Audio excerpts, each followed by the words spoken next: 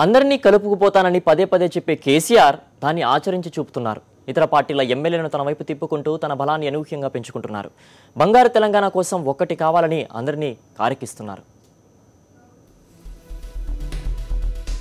దీపముండగానే ఇల్లు చక్కదిద్దుకుంటున్న TRS. ఆకర్ష్తో Congress TDP ఎమ్మెల్యేలకు TRS గాలం.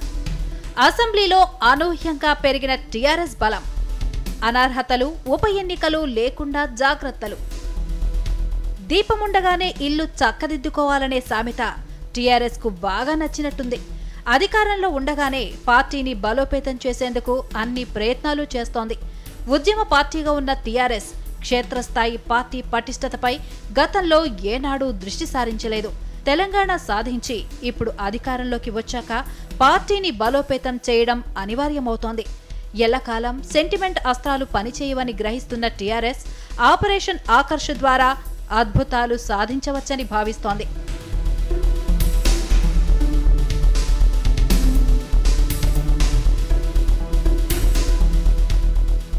తెలంగాణ వేవ్ బలంగా వీచినప్పటికీ అసెంబ్లీ ఎన్నికల్లో టీఆర్ఎస్ 63 స్థానాలు మాత్రమే సాధించింది. రాజకీయంగా ప్రబల శక్తిగా ఎదగాలంటే మరింత బలపడాలనే వ్యూహం టీఆర్ఎస్దే. అందుకే బలపడేందుకు ఆకర్ష్ అస్త్రం ప్రయోగించింది. తొలిదశ ఆకర్ష్లో కాంగ్రెస్ ను గుంజితే తాజాగా టీడీపీని టార్గెట్ చేసింది.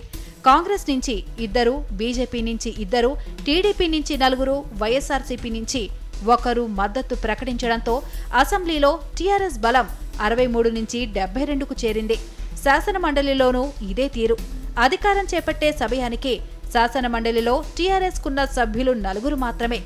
ఆపరేషన్ ఆకర్ష్ ద్వారా కాంగ్రెస్ టీడీపీకి చెందిన 13 మందిని టీఆర్ఎస్ తన వైపుకు తిప్పుకుంది.